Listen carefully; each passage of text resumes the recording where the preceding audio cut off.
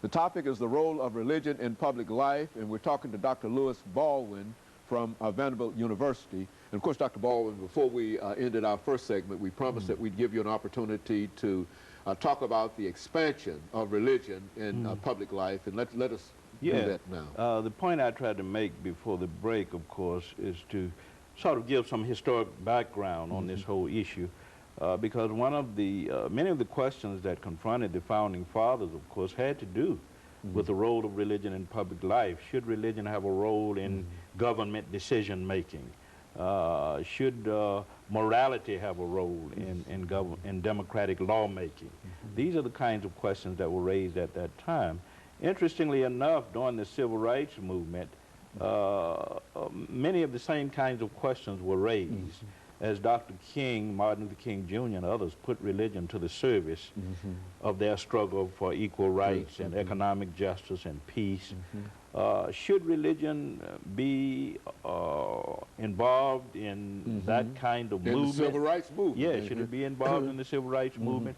Should religious convictions play a role in political activity?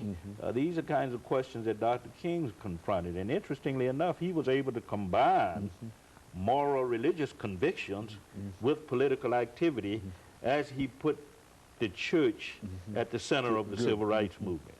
As you well know, the church became a kind of power base for Dr. King and others, became a de facto platform, social and political base, as they struggle for racial justice, economic justice, and peace. Interestingly enough, since Dr. King's time, we've continued to engage in this kind of debate about the role of religion in the public arena. Interestingly enough, after King was assassinated in 1968, we began to notice in the early 1970s the rise of what we call the religious right. These are conservative, fundamentalist Christians, evangelical Christians, who believe in making their religion relevant to public policy issues like abortion, affirmative action, reparations, women's rights, public education. Interestingly enough, in the 1970s, we not only saw the rise of the religious right, or what some call the resurgence of the religious right, we also saw a wedding of the religious and the political right. Meaning that the more conservative politicians on the right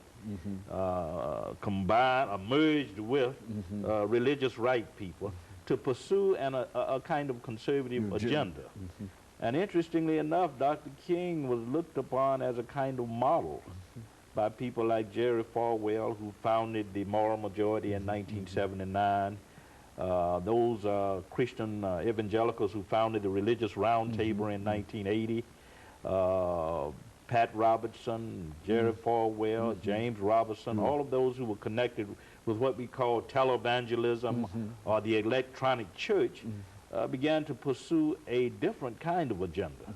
They were not concerned so much with the issues of race and diversity and affirmative action. What they were concerned about was putting religion to the service of their movement against abortion, against gay marriage, against homosexuality, against women's rights.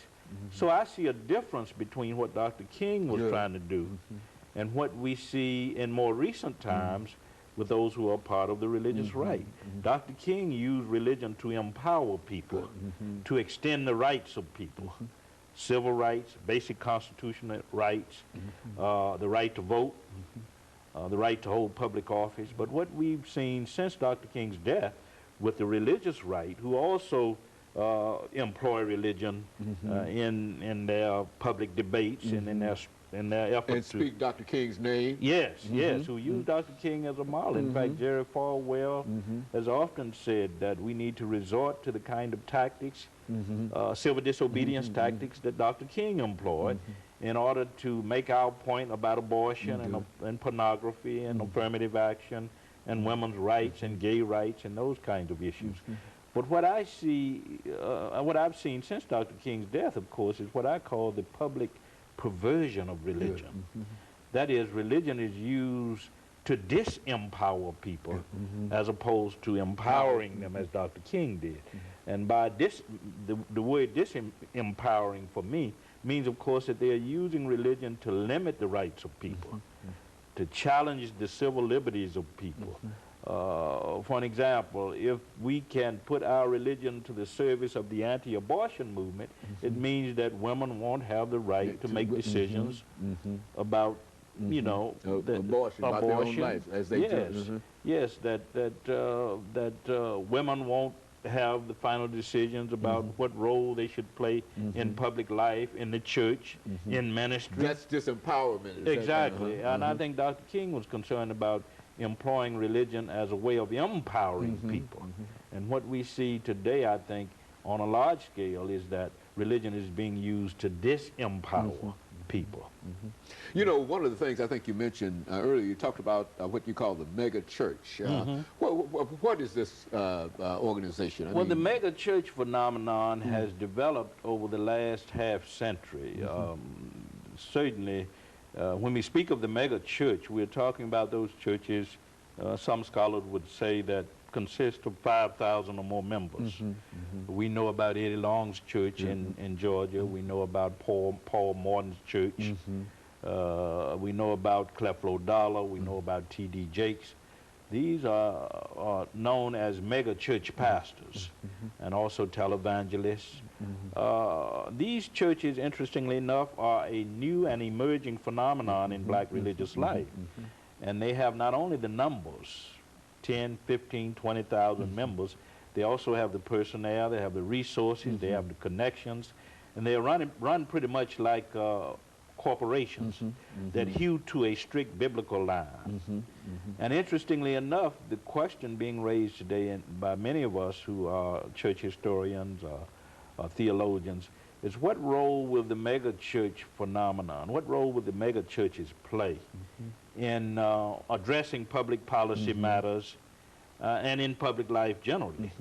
And one of the problems we find, of course, is that these churches, because they have taken on many of the trappings or the images of the corporation, are not prepared to do the kind of prophetic social witness that Dr. King got involved in. And I think that's one difference between Dr. King and his use of religion in public life and what we are seeing with mega churches today. Very good. And of course, Dr. Baldwin, let me interrupt here for this second commercial break, after which we'll come back and we'll have you to elaborate upon the distinctions that you find between these large churches and traditional religion. And of course, we'll be back with our audience following this very, very short commercial break.